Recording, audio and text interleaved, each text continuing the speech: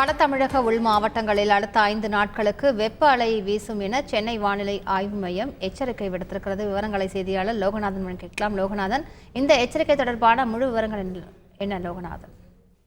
அதாவது அதிகபட்ச வெப்பநிலை பதிவாகும் என்று சென்னை வானிலை ஆய்வு தகவல் தெரிவித்தது. குறிப்பாக 5 மாவட்டங்களில் இந்த 5 தினங்களுக்கு இந்த வெப்பநிலையானது இருக்கக்கூடும். தமிழக கடலோர பகுதி, புதுவை மற்றும் காரைக்கால் பகுதியில 34 முதல் 38 டிகிரி செல்சியஸ் மற்றும் மலைப்பகுதிகளில் 21 முதல் 31 டிகிரி செல்சியஸ் பதிவாகி இருக்கிறது. சென்னை மீனம்பாக்கம் பொறுத்தவரை 36, 37 அதாவது செல்சியஸ் இருக்கிறது.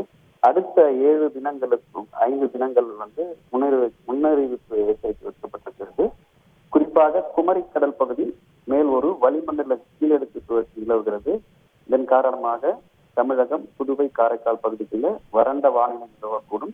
2ஆம் தேதி முதல் கிட்டத்தட்ட 27 முதல் 1ஆம் தேதி வரை தமிழக உள் மாவட்டங்களில் அடுத்த 5 தினங்களுக்கு அதிகபட்ச வெப்பநிலை 2 டிகிரி செல்சியஸ் வரை படிப்படியாக உயரக்கூடும்.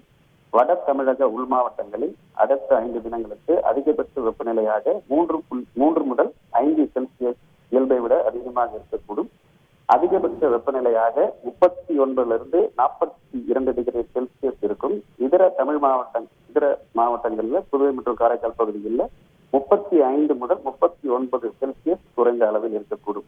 ஈரப்பதம் என்று பார்க்கும் பொழுது காற்றின் ஈரப்பதம் தமிழக உள் மாவட்டங்கள் சமவெளி பகுதிகளில் பிற்பகலில் 30 முதல் 50% மற்ற நேரங்களில் 40 முதல் 75% கடலோர பகுதிகளில் 50 முதல் 80% இருக்கக்கூடும்.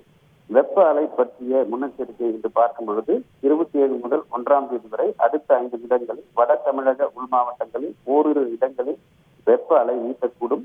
இதர தமிழக மாவட்டங்களில் புதுவை, காரைக்கால் ஆகிய பகுதிகளில் அதிக வெப்பநிலை மற்றும் அதிக ஈரப்பதம் இருக்கும் பொழுது ஓரிரு இடங்களில் அசௌகரியம் ஏற்படும்.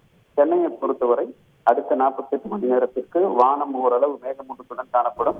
அதிகபட்ச வெப்பநிலையாக 36 37 டிகிரி செல்சியஸும் குறைந்தபட்ச வெப்பநிலையாக 27 28 டிகிரி செல்சியஸ் அளவில் இருக்கக்கூடும் என்று வானிலை ஆய்வு மையம் தகவல் தெரிவித்திருக்கிறது.